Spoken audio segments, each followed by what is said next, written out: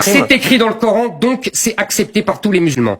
Et sûr que Zemmour a raison de lui dire d'aller bosser son sujet au petit Duhamel qui vient avec des idées toujours préconçues, qui a rien lu, comparé à Zemmour qui a lu le Coran, qui a lu tout un tas de choses, et qui vous dit que c'est une réalité, que si c'est écrit dans le Coran, c'est une réalité. L'apostasie, vous savez ce que c'est le changement de religion. Les musulmans n'ont pas le droit de changer de religion sous peine de mort. Est-ce que vous considérez, Benjamin Duhamel, et je poserai la question à Marine Le Pen si elle était là, que c'est compatible avec la République? Mais vous pensez qu'aujourd'hui, vous pensez que les musulmans et les musulmanes de France défendent l'idée d'un crime d'apostasie? Ah oui. C'est écrit dans le Coran, donc c'est accepté par tous les musulmans. Et Benjamin Duhamel, faites votre boulot de journaliste. Demandez aux journalistes de BFM. Et n'allez pas lui dire oui, non, mais voilà. Enfin bon, voilà. Moi, je pense que Zemmour a raison une fois de plus et que il renvoie, voilà, ce journaliste à ses chères études. Ce journaliste qui vient la plupart du temps, qui ne fait que répéter les grands poncifs qu'il entend un peu partout, à droite, à gauche, et qui a jamais lu une ligne de quoi que ce soit. Et voilà, quand on n'est pas cultivé, quand on ne s'est pas un minimum informé sur certains sujets, eh bien on vient, eh bien on la ramène, eh bien on se retrouve face à Zemmour et puis on se prend une déculottée. Voilà, monsieur Duhamel, comme d'habitude. Et Benjamin Duhamel, faites votre boulot de journaliste. Demandez aux journalistes de BFM d'aller enquêter auprès des gens qui se convertissent au christianisme alors qu'ils sont musulmans, et vous verrez leur sort. Faites votre boulot. Depuis plusieurs années, vous attendez un mouvement citoyen fait par le peuple et pour le peuple. Aujourd'hui nous venons répondre à votre appel. Vous l'avez tant attendu, tant espéré. Aujourd'hui le temps est venu, la France doit renaître. La peur doit changer de camp.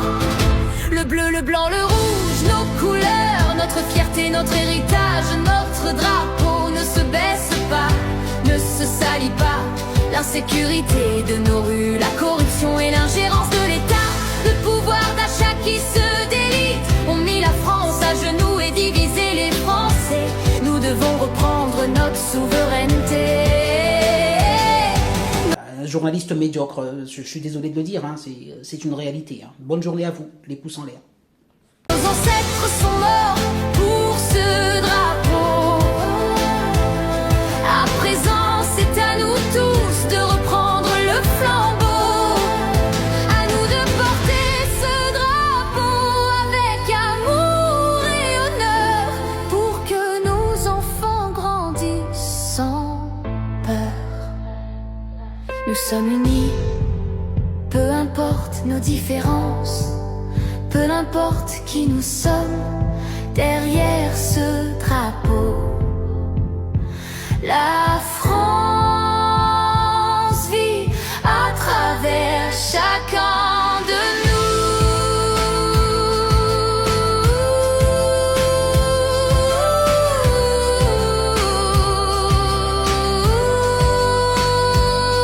C'est pourquoi le 12 octobre à 14h à Paris, place de la République, retrouvons-nous ensemble. Ramenez votre drapeau, vos couleurs, votre fierté. Et ensemble, montrons au monde que la France est forte, que ses valeurs sont éternelles.